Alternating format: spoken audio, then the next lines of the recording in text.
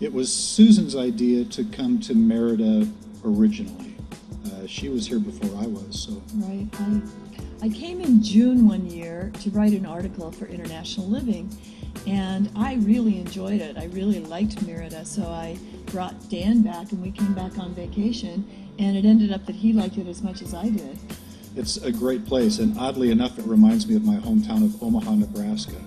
I can't explain it other than to say it's the manageable size. There's one of everything here. It's easy to negotiate, to get around.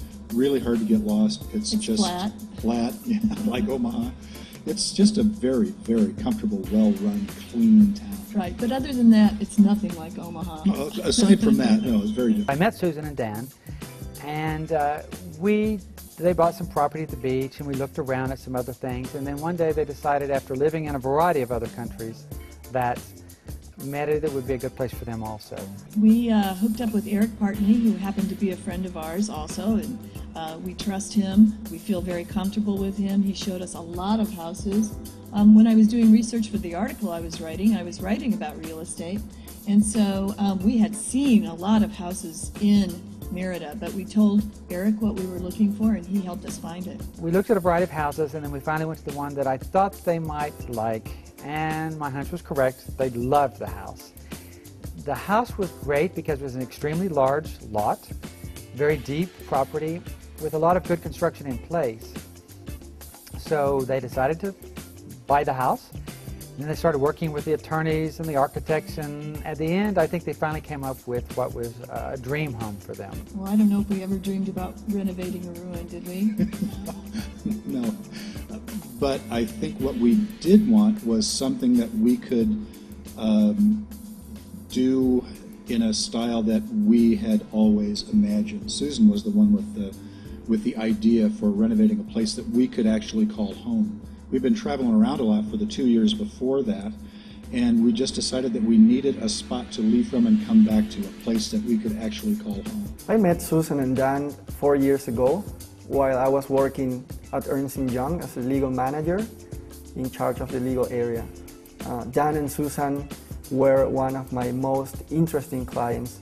They represented to me a real challenge because they both already lived in other foreign countries.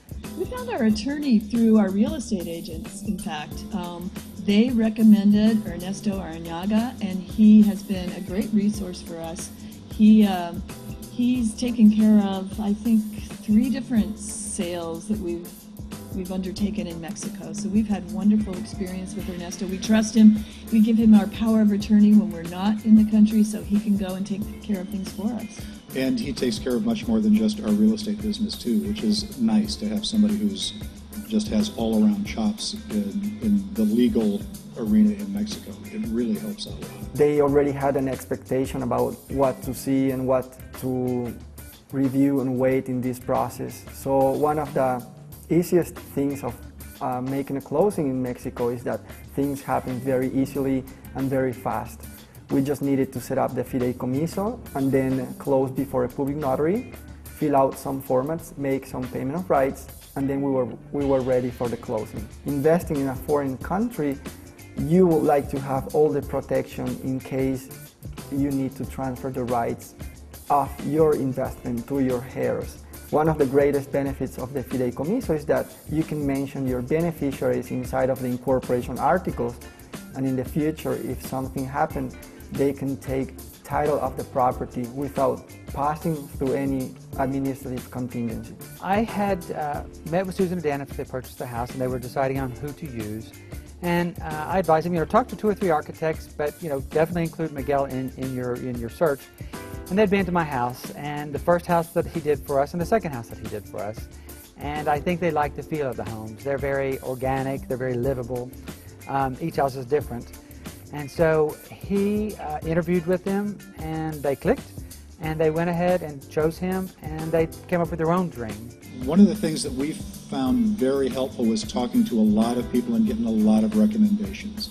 Especially in Mexico, reputation means everything. So the more people you talk to and the more names keep coming up for architects, the more you can be sure that you're getting the right guy. And we interviewed several different architects, and we went with the recommendation of our friend Eric, once again, who helped us. He showed us some houses that he had renovated, and we really liked the style of the renovation that we saw. So choosing Miguel Rojano was a perfect decision for us. The house was 3 or 4 different construction types. They have the colonial part in the front, then they have some colonial part in the middle, but some remodelation inside, like a small bathroom inside the kitchen. Was the only bathroom in the whole house. Then was another shorter and bad construction. That's what they were using as a laundry area and storage area. Then at the back, just almost where this arcade was another horrible construction from the 70s, I will say, with no charm, with no nothing, and from the arches through the back were a jungle. It's interesting working with Miguel because he's as much an artist as he is an architect. We had a vague idea how we wanted the place laid out. We had some design ideas.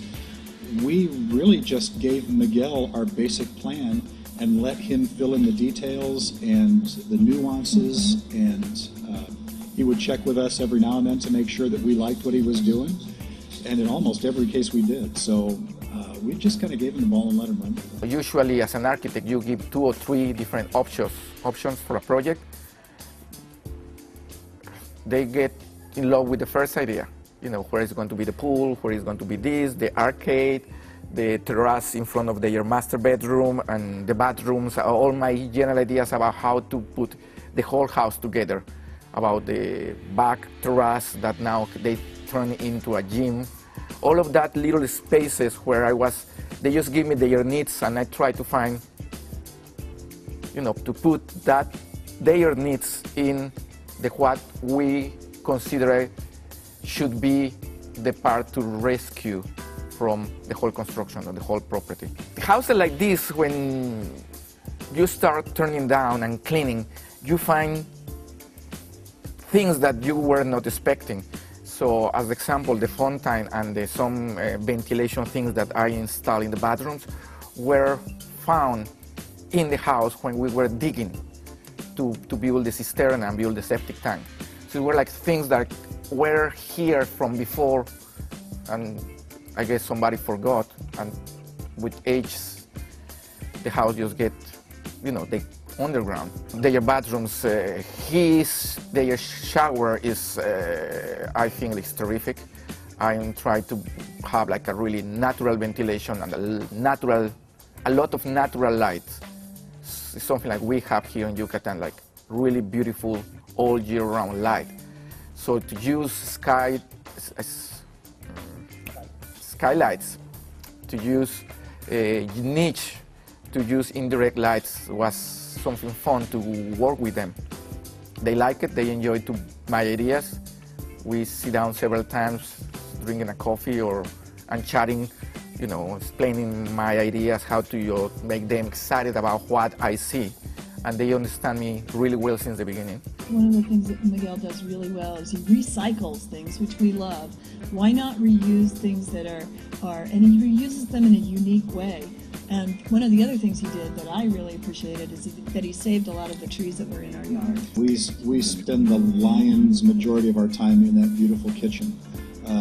I think Miguel does kitchens and bathrooms like nobody else. And for us, and I think for a lot of Americans, those are the 2 most important places in the house.